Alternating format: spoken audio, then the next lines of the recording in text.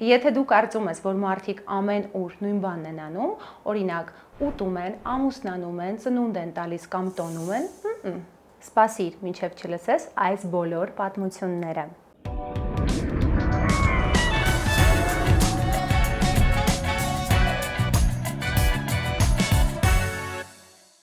Ողջույն սիրելիներս, ես Լիանան եմ, Go Travel ընկերության հիմնադիրը, ինչպես նաև ձեր հավատարիմ ճամփորդական ուղեկիցը։ Այսօր միասին բացահայտելու ենք աշխարհի ամենաարտասովոր եւ տարօրինակ սովորույթները, որոնք որ փոխանցվել են դարեր շարունակ, սերնդից սերունդ։ Նրանք ձեզ հաստատ կզարմացնեն, կհիացնեն եւ միգուցե մի փոքր վախեցնեն։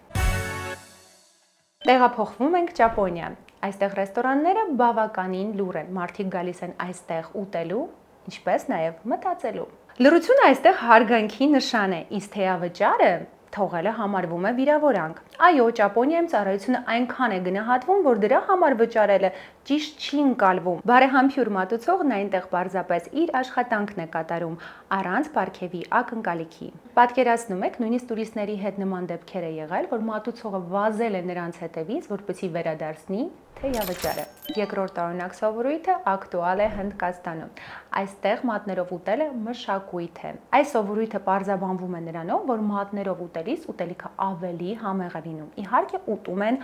աջ ձեռքով, քանի որ ձախը համարվում է կեղտոտ։ Ուշադրություն, ահա մի ծեծ, որը կարող է քեզ զարմացնել, նույնիսկ վախեցնել։ Սոլապուր քաղաքում արդեն 5 դար շարունակ փոքրիկ երեխաներին նետում են տաճարի տանիքից, պատկերացնում ես, հաստ կտորների վրա։ Հավատում են, որ դա երեխաներին առողջություն եւ հաջողություն է բերում։ Եվ զարմանքը կայանում է նրանում, որ ոչ մի երեխա չի վնասվել այս տարիների ընթացքում։ Իսկ օրինակ Գերմանիայում շատ հետաքրքիր սովորույթ կա հենց հարսանիքներից առաջ, կոչվում է Պոլտերաբենդ։ Այս արարողության ժամանակ հյուրերը կոտրում են ափսեները, ծաղկամանները եւ կուժերը, իզույգերը հավաքում են դրանք։ Այս խորհրդանշում է թիմային աշխատանք եւ դժվարությունները միասին հաղթահարելու կարողությունը ամուսնության ընթացքում։ Իսկ հիմա մեկնաբանություններում թող գրեն այն զույգերը, որոնք պատրաստ են նման արարողություն կազմակերպել հարսանիքից առաջ։ Տեղափոխվում ենք Բրազիլիա եւ Սատերը Մավեցեղում տղաները մեծանալու համար անցնում են շատ ցավոտ ծես։ Նրանք կրում են ձեռնոցներ լցված փամփուշտ մրջյուններով։ Այս մրջյունների խայթոցը համեմատվում է իսկական փամփուշտի հետ։ Երիտասարդը պետք է այդ ձեռնոցները պահի 10 րոպե 20 անգամ։ Եվ այս ընթացքում տղաները նաև պարում են, այսինքն մարմինը ցավում է, իսկ հոգիդ աճում է։ Ասեք, որ շատ տարօրինակ սովորույթ է։ Մեր 5-րդ սովորույթը մեզ տեղափոխում է դեպի Չինաստան։ Այստեղ որոշ գյուղերում պահպանվում է սիրո կրակոտ ավանդույթը։ Ամուսինը կնոջը մեջքին վերցրած քայլում է վառվող ածուխների վրայով։ Մարդիկ հավատում են, որ այդ գործընթացը կօգնի կնոջը անցկացնել ծննդաբերությունը առանց ցավի։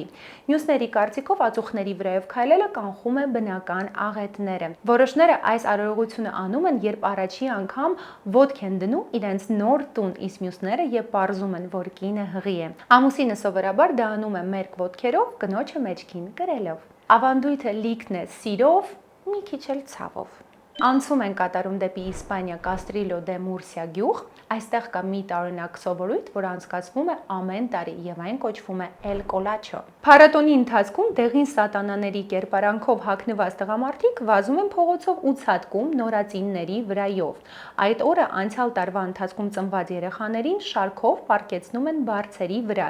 գյուղի գլխավոր փողոցում։ Այնուհետև դեղին վառ հանդերձանքով ու տարօրինակ դիմակներով տղամարդիկ սկսում են վազել ու ցատկել երեխաների վրայով։ Գյուղացիները հավատում են, որ այս արարողությունից հետո վանում են սատանային երեխայից, իսկ վերջում, որպես օրհնություն, երեխաների վրա շաղ են տալիս վարդի թերթիկներ։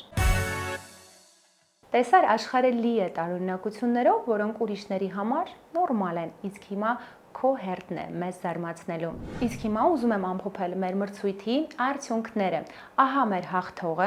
շնորհավորում եմ, համեցիր Go Travel, որպեսզի ստանաս քո արժանի մրցանակը։ Մեկնաբանություններում գրիր, թե որ սովորույթն էր քեզ համար ամենատարօրինակը եւ նաեւ նշիր քո ամենաարտասովոր սովորույթը։ Եվ անպայման բաժանորդագրվիր, քանի որ ամեն շաբաթ քեզ սպասվում են նոր մշակույթներ, պատմություններ եւ տեսարժան վայրեր։